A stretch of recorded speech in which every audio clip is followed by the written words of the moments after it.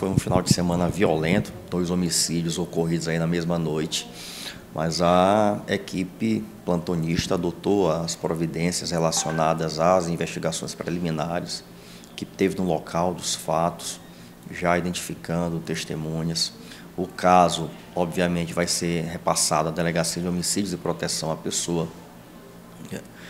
para que se tente chegar à autoria desses fatos. Num primeiro momento, é importante a gente definir quem são as vítimas, investigar a vida pretérita delas, saber se tem de alguma maneira envolvimento com o crime, porque houve execução, e daí a necessidade de se compreender o que poderia ter motivado tais execuções, né? Segundo o que restou apurado, num dos casos, uma das vítimas teria tentado praticar um assalto, né? Isso vai ser confirmado ainda no curso do inquérito policial, que, como eu disse, vai correr aí pela Delegacia de Homicídios.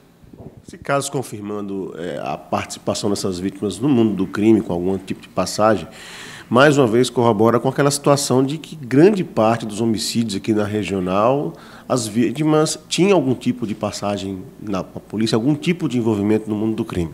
Quase a totalidade dos casos de homicídio registrados na nossa regional, de fato, é de pessoas que têm envolvimento com o crime, que têm uma vida criminosa. Sobretudo esses casos que claramente são execução.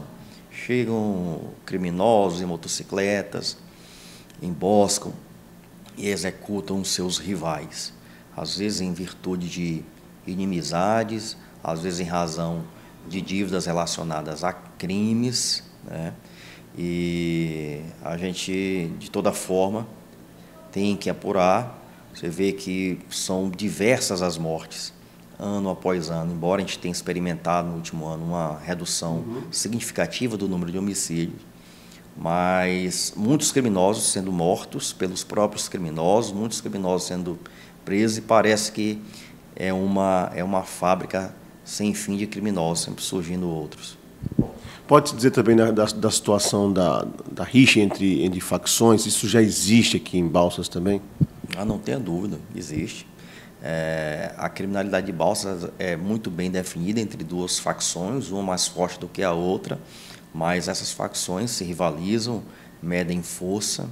Por vezes, elas viviam, na verdade, elas travavam uma guerra declarada. Por isso também os índices de homicídio até 2020, 2021 eram absurdos. Foi feito um trabalho de inteligência, de investigação dentro dessas facções.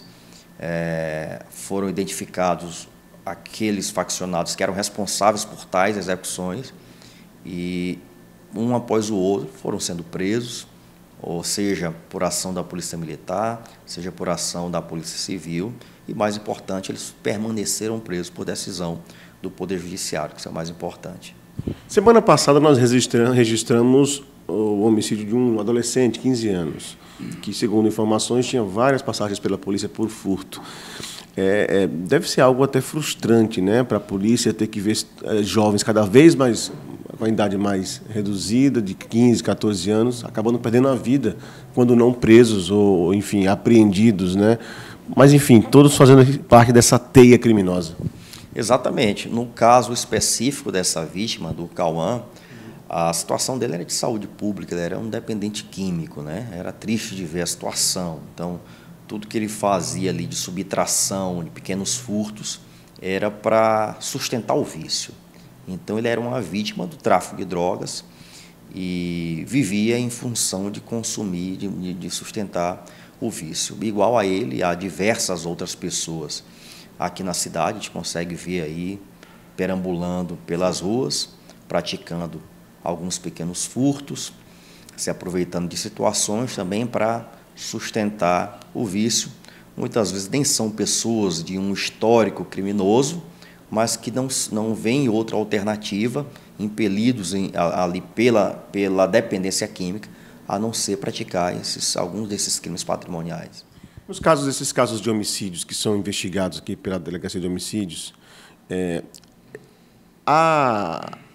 Se juntar questões de provas testemunhais, pessoas que possam testemunhar, isso é cada vez mais difícil também, doutor, porque uma vez que a testemunha, em algumas fases, pode ser que ela se encontre diretamente com o suspeito em juízo, e isso é temerário por parte da população? Sem dúvida nenhuma. Ainda mais nesses casos envolvendo criminosos, envolvendo facções criminosas.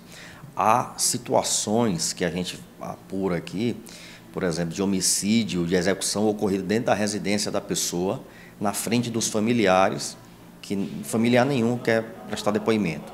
Às vezes conhece quem era o inimigo, viu o crime e não tem coragem de falar, porque tem medo de também ser uma vítima do crime, né?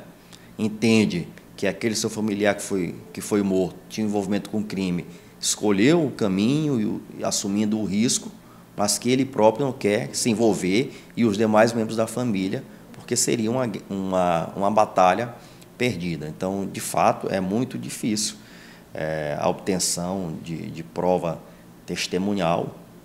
E, ainda assim, quando a gente consegue obter alguma prova testemunhal na delegacia, onde ele é ouvido separadamente, muitas vezes em juízo, quando ele tem que prestar o depoimento na frente, confirmar toda a versão na frente do acusado, ele acaba por mudar a versão, porque é diferente falar reservadamente e falar na frente do criminoso.